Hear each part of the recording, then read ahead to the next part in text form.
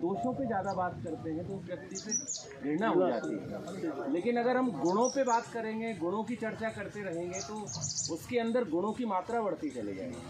तो हर व्यक्ति में गुण और दोष हैं, जिसका पैरामीटर ज़्यादा होता है वो व्यक्ति वैसा होता है। अगर बुराइयाँ ज़्यादा हैं, अपन कहते हैं बहुत बुरा आदमी है। अब डाकू भी प्याऊ लगाते थे, उनमें भी कुछ चीज़ अच्छी थी लेकिन पैरामीटर ज़्यादा चीज़ों का बेकार था। जिसमें गुणों का पैरामीटर ज़्यादा है वो अच्छा है। तो हर व्यक्ति में कुछ ना कुछ अच्छा है। भदौरिया दादा आंदोलन के रूप में जाने जाते हैं। सुनील सेन आंदोलन के युवा साथी हैं। मोहर भाई पत्रकार के साथ एडवोकेट हैं और तमाम सामाजिक गतिविधियों में शिक्षा बचाओ समिति में आंदोलन कर रहे हैं। मैं गोपाल दादा को ज़रूर बुलाऊंगा, वो मना कर रहे हैं, लेकिन मैं इसलिए भी बुलाना चाहता हूँ कि आप उसमें थे जो मतलब जो लोग चोरी करते हैं, काला धन रखते हैं, लोकायुक्त में थे तो उन पर छापे की कार्रवाई गोपाल दादा के नेतृत्व में हुई। एक बात और मैं आपको बता दूं कि दादा का रिटायरमेंट भारत का अनोखा रिटायरमेंट होगा। 4 बजे 5 बजे रिटायरमेंट होना था, 4:45 बजे दादा ने लोकायुक्त का छापा एक पर डालकर 5 बजे रिटायरमेंट दिया, छापा डाल के। और वो अखबार में खबर भी छपी कि इस ढंग से वो सक्रियता के साथ करते रहे। एक चीज़ बताना चाह रहा हूँ मैं कि गोपाल जी को राष्ट्रपति पुरस्कार भी मिल चुका है। हाँ, तो मैं अगर आप सभी लोग ताली बजाएंगे तो मैं गोपाल दादा को आगे क्या बात है। गोपाल दादा है यहाँ।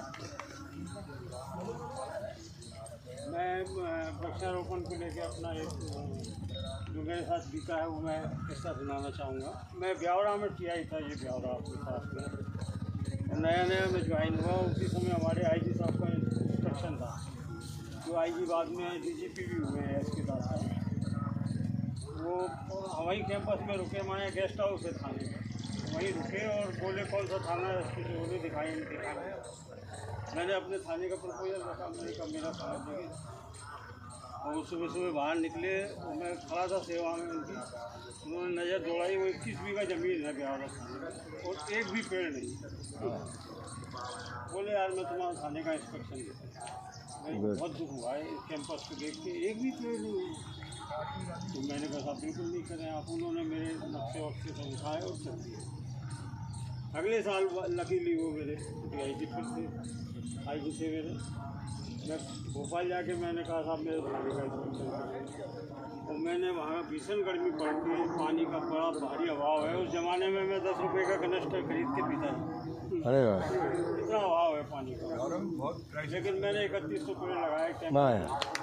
आज वो देखने लायक है और ये साइज है उनकी। मेरी वहाँ पहचान ये थी कि वो पेड़ उन्हीं के लगाए हुए हैं। एक मैं लोकेश भाई एक टाइटल मैं आपको इस वन के लिए देना चाहूँगा, दादा से शेयर किया मैंने। उसको बैनर के रूप में भी लगा सकते हैं आप कि आप अपने प्रिय की स्मृति में ताजमहल तो नहीं बना सकते, एक वृक्ष। क्या बात है, क्या बात, क्या बात, क्या बात, क्या बात, वाह वाह वाह, बहुत। आप सभी को नमस्कार। अभी बीते दिनों जब एसपी साहब के पास गए थे तो भदौरिया दादा राकेश मिश्रा सभी ने उनको इनवाइट किया। बहुत अच्छे इंसान है वो, उनसे बातचीत में लगा। वो खुद भी पर्यावरण प्रेमी हैं, शायद इसलिए उन्होंने यहाँ पर आने की स्वीकृति दे दी। अच्छी बात है और हम सभी भी पर्यावरण प्रेमी रहें, दुनिया को हरा भरा रखें तो अच्छा ही बात रहेगी। ये गज़ल हमारे साथी अमित विश्वकर्मा की है, गुजरात में वो रहते हैं, बड़ोदरा में। शायद मौजूदा दौर की बात भी वो कहती हो। ऐसी गज़ल उनके सहयोग से उनसे लिखी हो गई। पूछना कितनी खालिश होती है, पूछना कितनी खालिश होती है, पूछना कितनी खालिश होती है, दरिया पे जब बारिश होती है, दरिया पे जब बारिश होती है। उनकी ख्वाहिश ख्वाहिश है, उनकी ख्वाहिश ख्वाहिश है, अपनी कहाँ ख्वाहिश होती है, अपनी कहाँ ख्वाहिश होती है। आगे इस तरह से है। झूठ पे कोई पहरा नहीं, झूठ पे कोई पहरा नहीं, सच पे ही क्यों बंदिश होती है, सच पे ही क्यों बंदिश होती है, पूछना कितनी खलिश होती है। अब ये पंक्तियाँ उन लोगों के लिए जो चट्टान की तरह दृढ़ रहते हैं अपने हौसलों में, जैसे पुष्पराग भाई साहब, मिश्रा जी, मुरारी दादा, भदौरी दादा, लोकेश भैया, ये सभी लोग मतलब बहुत काबिल तारीफ़ है। मैं जहाँ पर तब भी आया था जब ये 6 साल पहले जब ये मतलब सृजन हो रहा था, और आज ऐसा बाग दिखता है तो बहुत खुशी होती है कि ऐसे लोग भी इस समाज में हैं, गुना में भी हैं और देश भर में भी हैं। उन लोगों की तादाद ज़्यादा है, तो ऐसे लोगों को लेकर है कविता। मतलब ये पंक्तियाँ उन्होंने इस तरह से लिखी। आंदोलन में भी लोग शरीक होते हैं। पर कटे परिंदे की कोशिश देख के, पर कटे परिंदे की कोशिश देख के, मेरे जिस्म में भी जुम्मिश होती है, मेरे जिस्म में भी जुम्मिश होती है, पूछना कितनी खलिश होती है। अंतिम लाइनें इस तरह से है। ये दुनिया प्यार मोहब्बत से चलती है, नफ़रत के ठेकेदार या क्यों ऐसा करते हैं ये वो ही जाने, लेकिन उसको हर समय के अच्छे लोगों ने ठुकराया है और वो तबका हर युग में रहा है, ये भी एक सच है। वो क्या जाने प्यार मोहब्बत, वो क्या जाने प्यार मोहब्बत, उनसे तो बस रंजिश होती है, उनसे तो बस रंजिश होती है। बहुत धन्यवाद। मेरी वाइफ कम सुनाई आता है, उसको कोई दवाई दे दीजिए। अब डॉक्टर ने कहा कि मैं बिना पेशेंट का कान देखे दवाई कैसे दे दूँ। उसने कहा डॉक्टर साहब मैं उसको बहुत प्यार करता हूँ, मैं उसे बताना नहीं चाहता, वो बहरी हो गई है, आप तो ऐसे ही कोई दवाई लिख दीजिए। डॉक्टर ने कहा बिना उसके संभव नहीं है, मैं एक काम कर सकता हूँ, तुम एक टेस्ट कर लेना घर जाके, उसे 10 मीटर पे आवाज़ लगाना, अगर वो सुन ले तो मुझे बताना, 8 मीटर पे लगाना, 5 मीटर पे लगाना, 3 मीटर पे, जितनी दूर पे वो सुनेगी उतने इंटेंसिटी की दवाई मैं दे दूँगा। तो उसने वही प्रयोग घर पे जाके किया, 10 मीटर पे आवाज़ लगाई, खाने में क्या बनाया है, कोई जवाब नहीं। फिर उसने जाके 8 मीटर पे आवाज़ लगाई, खाने में क्या बनाया है, कोई जवाब नहीं। 5 मीटर पे आवाज़ लगाई, खाने में क्या बनाया है, तो पत्नी चिल्लाकर बोली 3 बार बोल चुकी हूँ, आलू के पराठे सुनाई नहीं आता। तो समस्या उधर थी। तो कई बार जब हम दूसरे में समस्या ढूंढ रहे होते हैं तो समस्या पता चले इधर भी हो सकती है। तो बहरा कोई भी हो सकता है, समस्या किधर भी हो सकती है। तो कई बार ऐसा जीवन में होता है, लेकिन जो कुछ करना चाहते हैं वो कुछ ना कुछ कर रहे होते हैं। चिरागों के सफ़र में जब दबदबा हो आंधियों का, तो अंजाम जुल्मत के सिवा कुछ भी नहीं है। चिराग जा रहे हैं और हवाएं चल रही हैं। चिरागों के सफ़र में जब दबदबा हो आंधियों का, तो अंजाम जुल्मत के सिवा कुछ भी नहीं है। और ये दुनिया नफरतों के आखिरी स्टेज पे है, इलाज इसका मोहब्बत के सिवा कुछ नहीं है। तो मैं मोहब्बत की बात करने वाले मुरारी दादा से आग्रह करूँगा तो आए और आकर मुश्किल काम है लोकेश पुष्पराग ओम भाई साहब और सुरेन के बात बोलना, मतलब क्या ये बदला लेना है कि बात की तरीकी है। ठीक है, जैसा भी है, आज हम सब लोग इस बहाने एसपी साहब के आगमन के बहाने नहीं, वैसे भी अपन सब लोग एकत्रित हो जाते हैं, ऐसी बड़ी बात नहीं है कि आज हम सब लोग एकत्रित हुए। और अभी जो सूचना प्राप्त हुई है उसकी घोषणा कर दूँ है ना। वो एसपी साहब लॉ एंड ऑर्डर का कोई मामला फिर आ गया कहीं किसी गांव में, हाँ वही, तो वो वहाँ चले गए हैं, तो शायद अभी वो ना आ पाएंगे।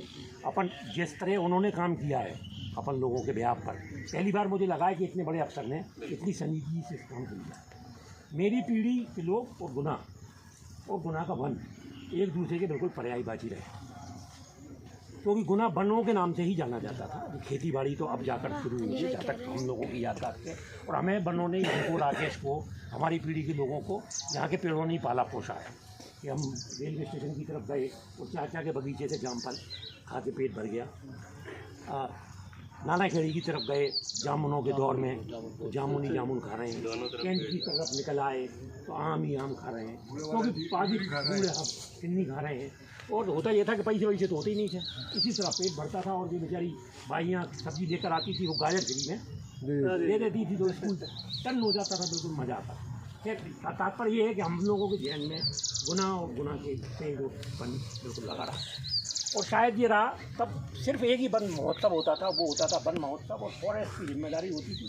तब जिम्मेदार लोग भी हुआ करते थे, एक सिस्टम था पूरा कि सागवान के जंगल कैसे उगेंगे, कैसे कटेंगे। फिर जो विकास की अवधारणा बताई ओम भाई साहब ने, धीरे धीरे हमारे लालच ने इन सब चीज़ों को ख़त्म कर दिया। तो हम लोगों के लिए, हमारी पीढ़ी के लिए तो बहुत ज़्यादा चिंता का विषय है ही। हमने फॉरेस्ट के लोगों से दोस्ती की ताकि भागीदारी मिले हमें उनका वन महोत्सव में, और हम उन चीज़ों से जुड़ सकें जिनने हमको इतना बड़ा किया। और उसमें हमने कई काम भी किए, इसमें कोई शक नहीं है कि मतलब हम उस गर्व से कह सकते हैं कि ये चीज़ें हमारी आत्मा से जुड़ी हैं, जो पुष्पराग लोकेश्वरी सब हमारे साथ ही कर रहे हैं और हमें जोड़े हुए हैं। कि हम जब एक उदाहरण दूँ कि जब जैसे हमने यहाँ कर लिया है, ऐसे ही वो उदाहरण है कि गुना के पास में, दीनागंज के पास में काला पहाड़ करके गाँव है, वो मुख्तियार सिंह दादा हमारे मित्र हुआ करते थे, तो उनके यहाँ जाना होता था तो वो बड़े अफसोस करते थे। वो बड़ा प्रगतिशील आदमी थे, उन्होंने विजयपुर ट्रांसपोर्ट यूनियन में भी काम किया, बड़े प्रगतिशील आदमी थे और अपने इलाके की बहुत चिंता करते थे। तो जब उनको मौका मिला उन्होंने कई काम अच्छे भी किए। तो हम लोग जाते थे उनके, तो बड़ा दुख होता था कि मेरे गांव का नाम काला पहाड़ है, क्योंकि सामने जो पहाड़ है सुनसान है बिल्कुल, इस पर कुछ नहीं लगा, और ये काला पहाड़।